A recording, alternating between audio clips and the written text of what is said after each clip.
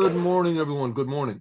We're going to resume what we have been learning this last week, namely in Likuti Torah, which is written by the first Rebbe of Chabad, and in Devar Malchut, which is the words of the Lubavitcher Rebbe, the King Moshiach. And first of all, let us give charity. Let's give charity and be kind. It's very nice to be wise and to know all these wonderful things, but that benefits us more than it benefits others, at least in an obvious way. Learning the Torah really benefits the whole world. But nevertheless, giving charity is even more beneficial in an obvious way. All the good thoughts are great, but they don't give people, how do you say, bread on the table.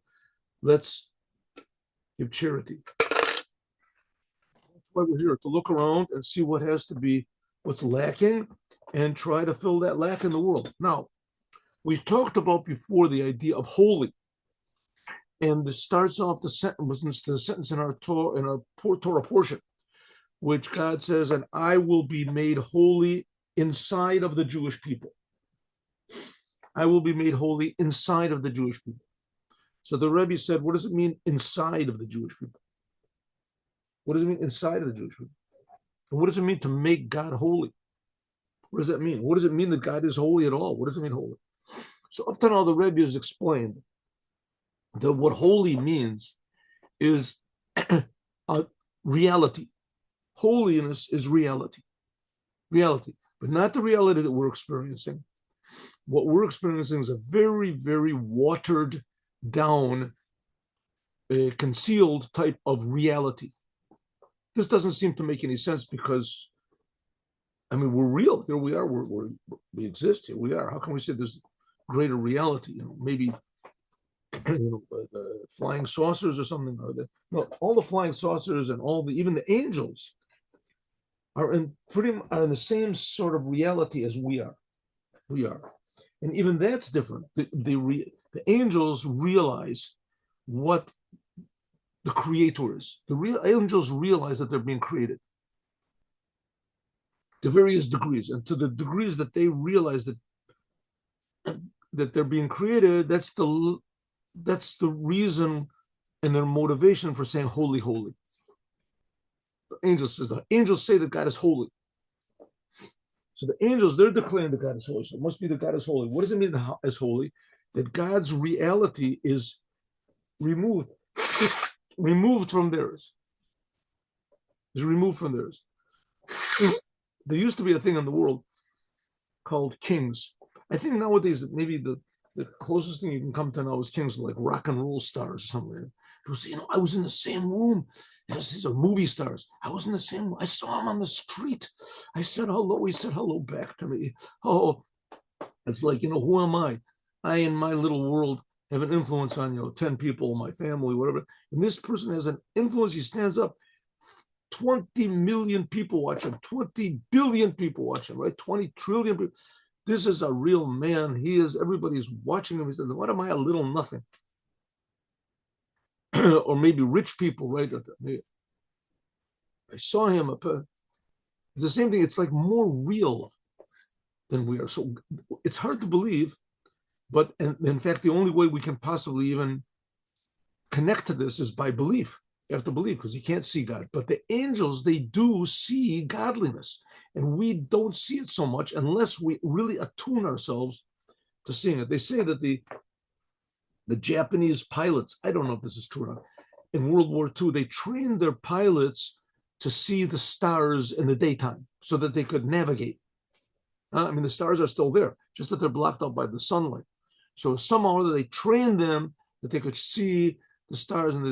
So we're training ourselves to see godliness even in this terrible exile that we're in. It's sort of like the opposite of that, because there's too much light, so they can't see the little bit of light.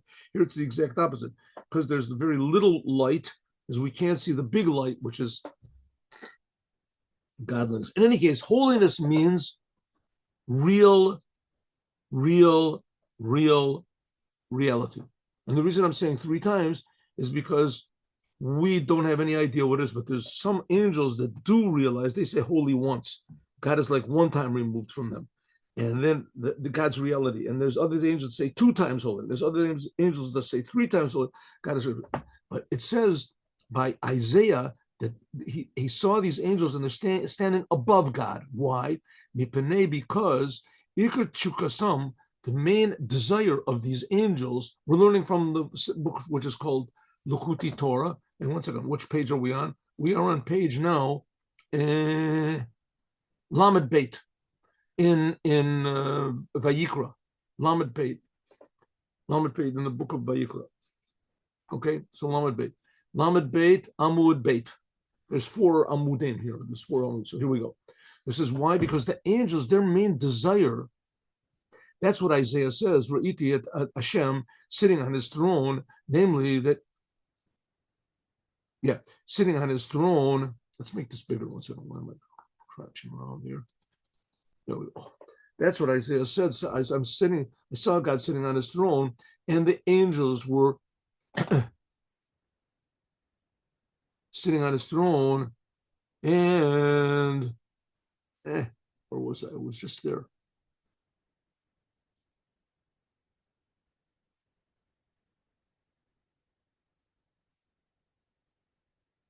Where was I? Just to understand what's going on.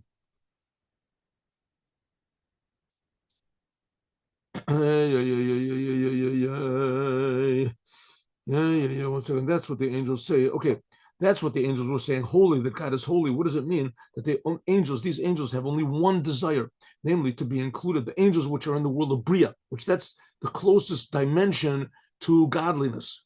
Godliness is the world of Atzilut, and below that is the world of Bria. There's like 4 dimensions in general. Sometimes they're called 4 worlds. Therefore, the angels, they stand above God. What does it mean, standing above God?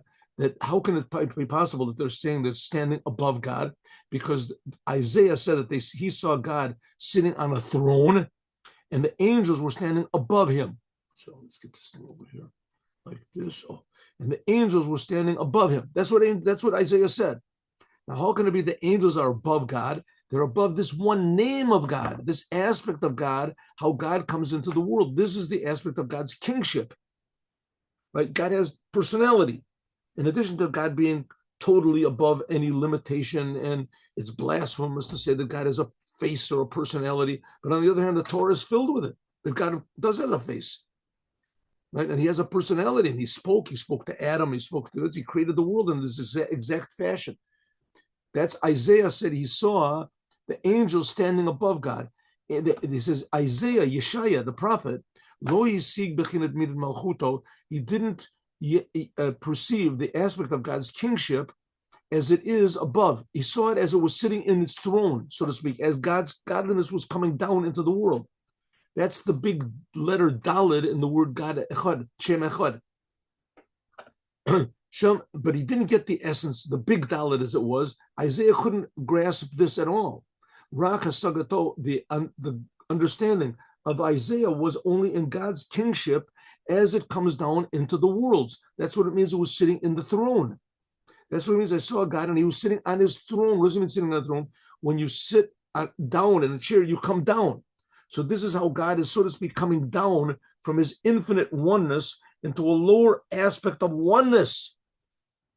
Now, again, we have to just remind ourselves constantly, we're not talking about some sort of mythological, what is it, how are they called? Some sort of totem pole of reality. We're talking about actual, true, real existence. When we say God is above us, we don't mean that he's above us and he's not here. It means that God's reality encompasses our reality. Like we said before, just like in geometry, a cube encompasses all like a plane and a line and a point. Hainu, like an infinite number of points and lines and planes inside of a cube. Something like that is God's oneness. And so God's oneness, how it encompasses the reality of it, encompasses us. So but we're talking about that it's more real. How God comes down into this world of Bria, the lower world of it. That's called God's throne. That's what we say, you are powerful, Adoni, this name of God, that first of all, God has to have gevura, he has to have power and contract himself, that is his light, hide himself in a way that he withholds. Gevura means to withhold his oneness and to create a world. Now, we're not explaining something that God, so to speak, does. It's what God is. God is the creator. He is the creator. It's not one day God decided he was going to do. That's God's nature, is that he's created. Right? This does not make any sense, right? But that's the fact. Here we are. Just like it doesn't make any sense. Why do we only have 2 eyes? Why not 3 eyes? Right? I guarantee you, 100%, there's never, ever in the history of medicine, any doctor that has ever asked, why do we only have 2 eyes? Why not 3 eyes? Why not 4 eyes? Nobody asked that. Everybody knows that's reality. People have 2 eyes. And exactly the opposite. If a child is born, God forbid, without 2 eyes, is there something's wrong? Something is wrong. Right? That's just the way things are. Well, that's the way things are. Well, that's the same thing with us. The way things are is that God creates the world. God creates time. God creates being. God creates spirit. And these levels of spirit are what we're talking about. And these spiritual levels are closer to the essence of God, the revelation of God than we are. But this world is where we can please God. We can do God's commandments. The angels can't use free will. They don't have free will. I mean, to a certain degree, maybe they do, but not like us. And the angels didn't get the Torah in any case. I know. That's the idea of Anta Ashtamura Aron, that you, God, are the master of all. So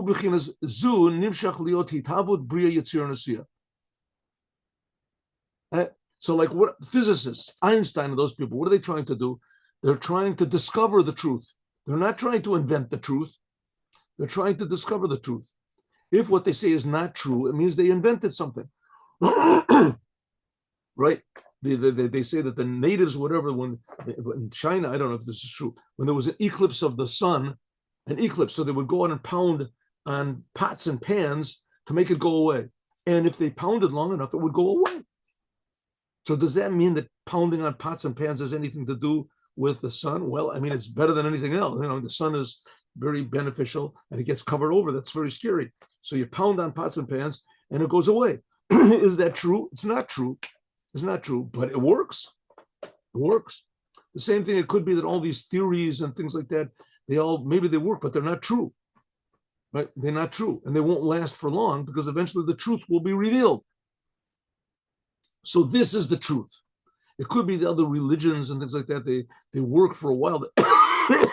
They prevent people from killing and stealing, etc. But the fact of the matter is, it's just making it up. It's just like pounding pots and pans. Here is the truth. Here is real reality. I know. What does it mean? What's real reality? We're discovering what real reality is. Discovering.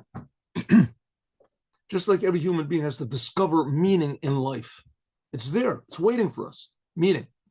But what is meaning? It's dynamic. Helping other people, doing something, creating something, appreciating something, right? The meaning is there to be found. But we have to do the work. The same thing was over here. Reality is here, but we have to work very hard in order to get it. The angels, they also work, but it's by them. They have nothing else to do. They have nothing else to do. There's no distractions.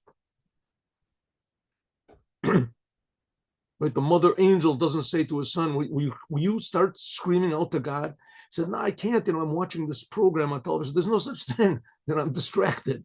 I'm tired. The angels see what the truth is. They see what the truth is, but there's levels of truth which are higher and higher than them. The highest level of truth that the angels see, these angels were called burning up, and they say holy one time. And because they see that God is creating everything, and God is creating everything that he should be known, that's the fact. So it's divided up. The divided life is divided according and allocated to each creation according to its level. And that's by means of God's what we call withholding. God's concealing himself, gevura and simtzum. First of all, God conceals and contracts his light and is a life force so that it can be put into the worlds. Huh? Like electricity is in the sea, but you have to contract it. If you get too much, too many watts into your house, the whole thing blows up. So a person might say to himself, I'm paying my electrical bill is like $100 a month, and so the electrical company says you have now a chance to get 100 times as much electricity into your house for $100 a month, but you can't buy any more appliances. So put in everything. Instead of having 10 watts in my 10-watt bulb, I'm going to have a 1,000 watts. This is great. 1,000 instead of 100 watts in my vacuum cleaner is going to be 100,000 watts on my vacuum cleaner. So everything is just going to blow up. It's not going to work. The same thing as the world. If the world gets too much godliness, then the world doesn't exist anymore. And that's not what God wants. God wants everything to be exact and measured. And on this, it says that the angels are standing above God. What does it mean? It's as though they are above this name of God, Aleph, Dalet, Nun, Yud, because the main desire of the angels is to be in this level, which is called Soviv Kolmim, surround them, which that's called holy. The essence of God, which God conceals, that's called holy. So holiness is godliness, life, reality. That their desire is to go out from their limitations and come to a higher level out of these contractions and concealments, which is called how God fills the world, and to cling to God, which is how God, so to speak, surrounds the world.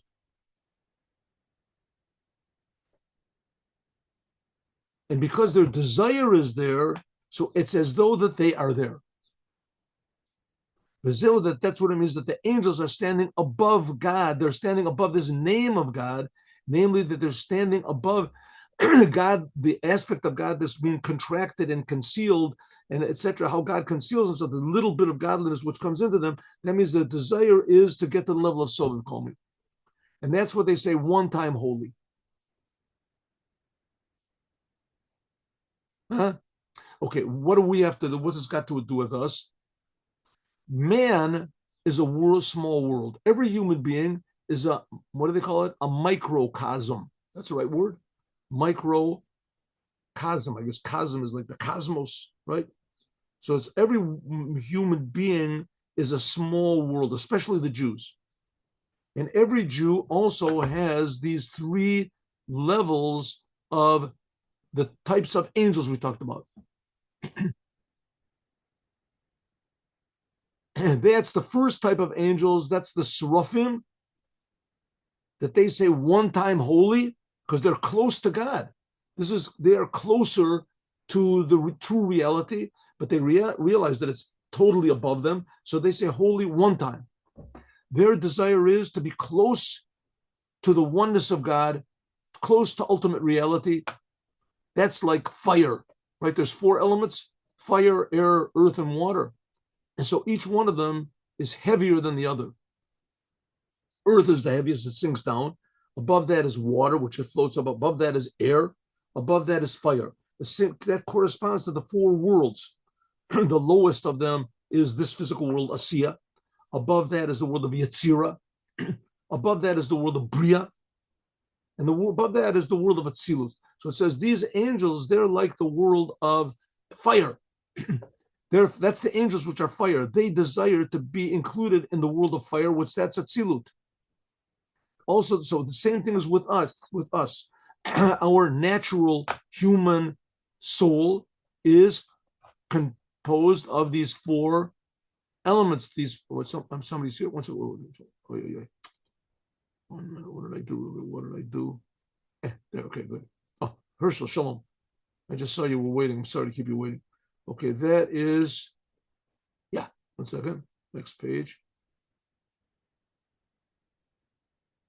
Oh. So we inside of us, all this we're talking about, the angels and God and these levels and the angels, that's all inside of us as well. And it's inside of us. The Rebbe is telling us this not just to make us, giving us extra knowledge and understand ancient Kabbalistic, the Hebrew literature.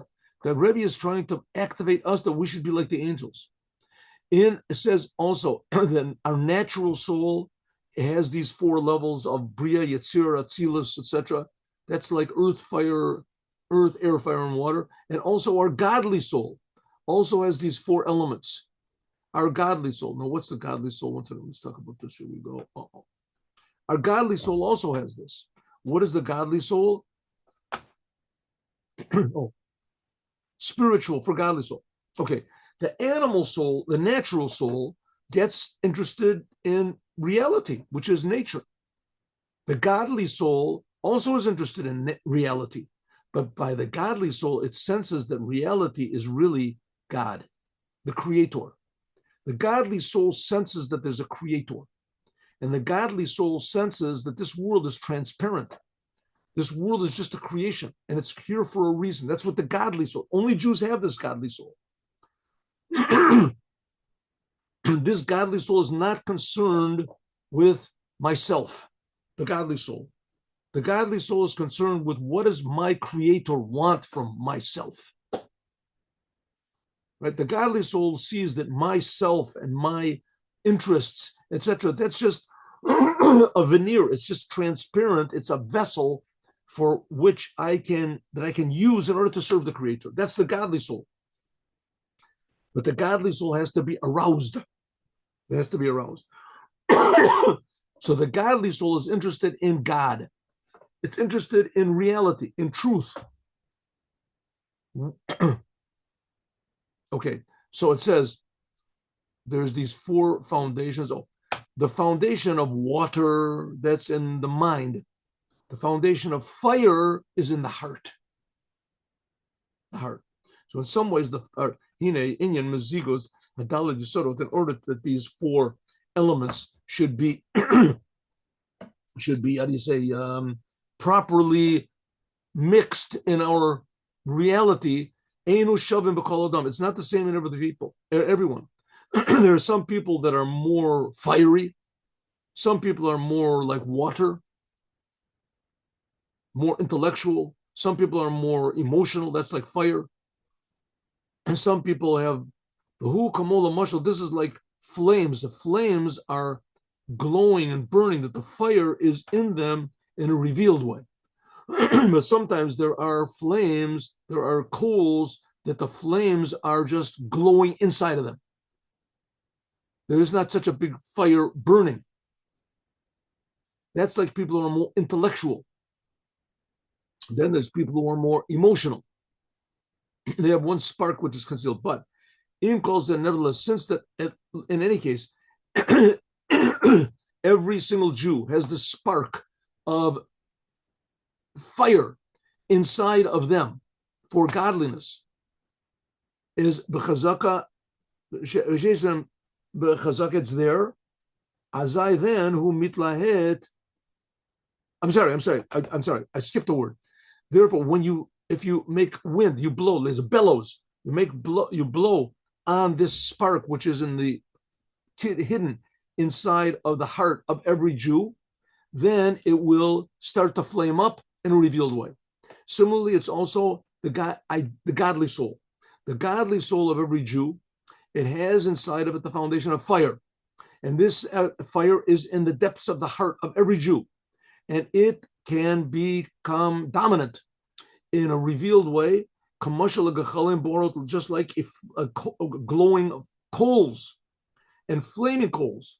This is Yesoda Eish, this is the flame of the godly soul. This is concealed, just like the concealed flames, that one little spark is inside of it concealed. But that one spark is inside of every Jew. And that's like these angels that burn up. Therefore, how can we make this burn? How can we reveal our true Jewish identity? Because what is true Jewish identity? What is true Jewish identity? There's the Torah, there's the commandments, there's the land of Israel. That's Jewish identity, right?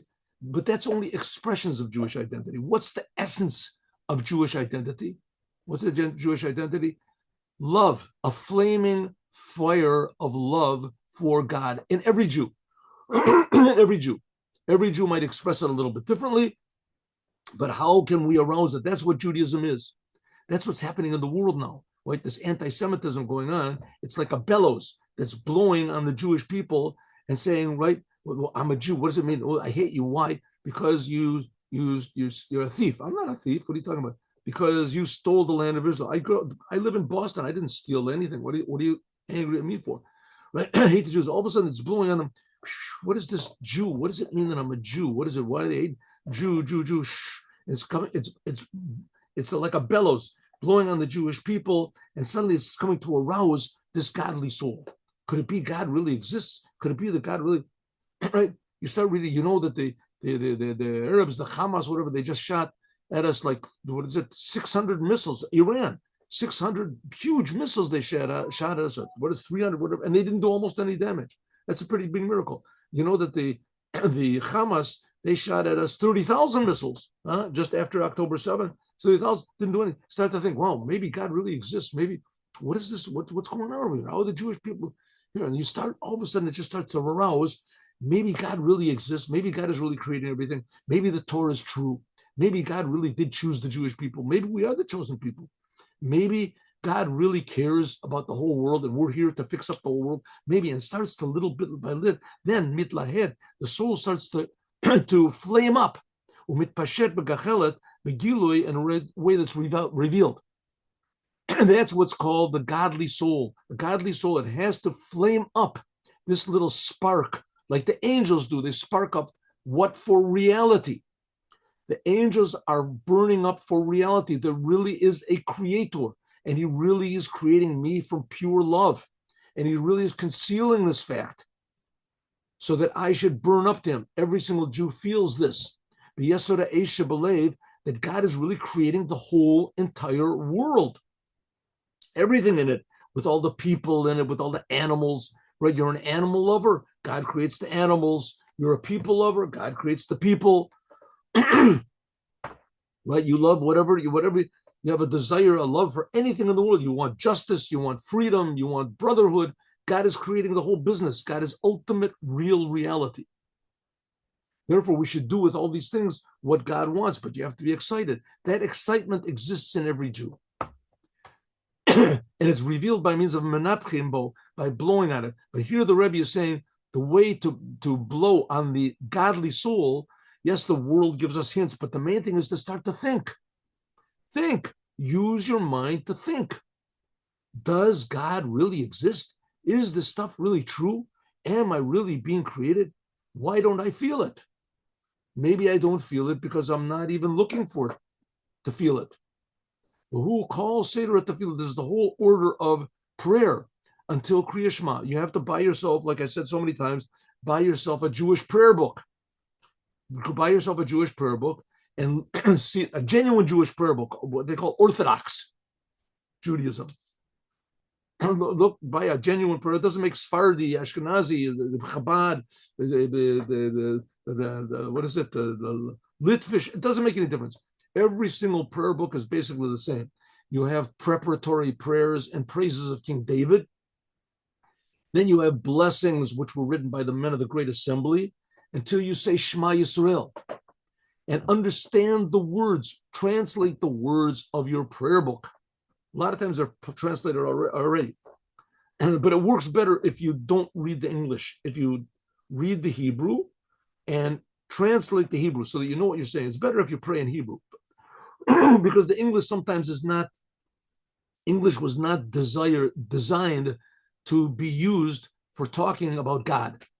And Hebrew is designed to talk about God. The Hebrew comes from the Torah. Where does the Hebrew come from? It comes from the Torah. The Torah, the letters of the Torah, they're before the world. The Torah language is designed to use with God. That's what the Israelis and the Zionists, they hijacked it to use about these physical whatever things, is that's their business. But that's not Judaism business. Got nothing to do with Judaism. I mean, Judaism, the words of the Torah are talking about mundane things. They're talking about physical things in the world. So you can make up words if you want to. But the idea of Judaism, especially in the Torah and the prayer book, is these words are designed to talk about God. English is not designed to talk about God, even though you can use it to talk about God. It's good. It's good to use everything in the world to use for relating to God. But nevertheless, it's better if you okay. But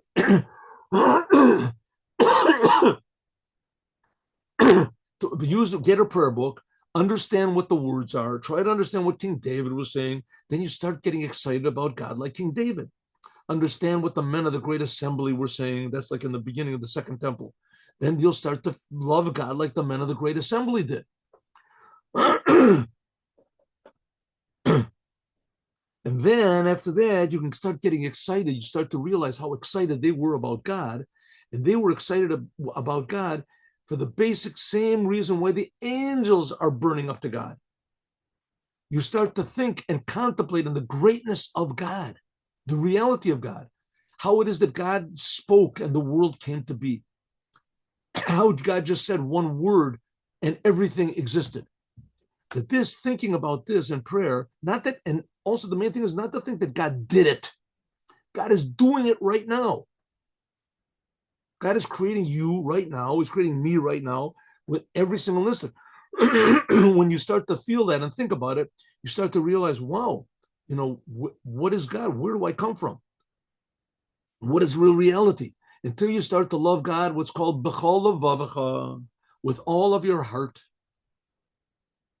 With all of your heart, when you start to think about this, these thoughts and these contemplations, this is like blowing on it with a bellows, that you flame, you how do you say, you flare up this spark of godliness which is in your heart. That's what's called, you must love God with all of your heart. If you look in Kriya Shema, it's a sentence in the Bible. It's a sentence in the Bible where we say in Deuteronomy chapter 4, sentence 6. Isn't that right? I forget. How can I forget each and every time? Okay, sentence, paragraph 4, sentence 6. Here, let me see. Yes. Right. Shema Yisrael, Hashem Elokeinu, Hashem Echad, that God is one. This is a sentence in the Bible, in the book of Deuteronomy and Etchanan, and there it says, right after you say, listen, Jews, God is our God, God is one. No, I'm sorry, exactly the opposite. Deuteronomy 6:4. Not 4:6. 6:4. Chapter 6, sentence 4. 4 and then 5 and then 6. It says, understand, Jews, Shema Yisrael, understand, Jews, understand, contemplate. God is our God. Now God is just our God. God is one. Eventually he's going to be one. The whole world will realize. Look, that's what Rashi says. And when you do think about this, what's going to be then?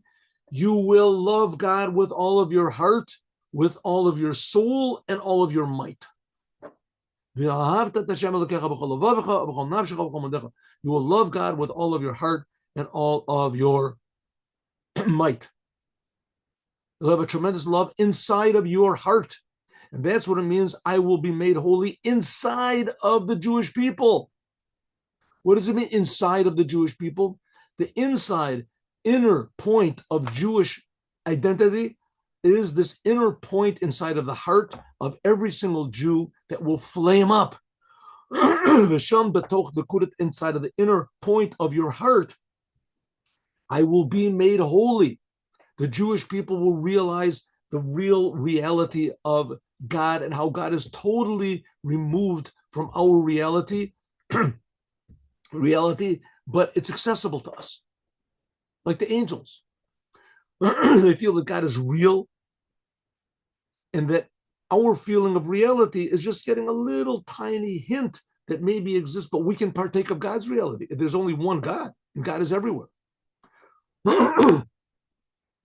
That's what it means. God says, I will be made holy inside of the Jewish people, namely inside of every Jew. This little spark will flare up and boer karosh pe'esh, and flame like a flaming fire of love want to see the glory of the oneness of God. That's what it means, that and how God is totally kodesh. He's holy and separated from the world. And how can this be grasped? By means of thinking, by means of contemplating.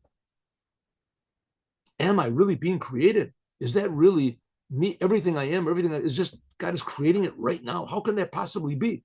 You start to think about it, then the inner point of your heart, that's the one saying holy one time. That's the angels say holy one time. That's the how the angels are reflected inside of us. That, like we say, we're a microcosm. So inside of us is also these angels saying holy.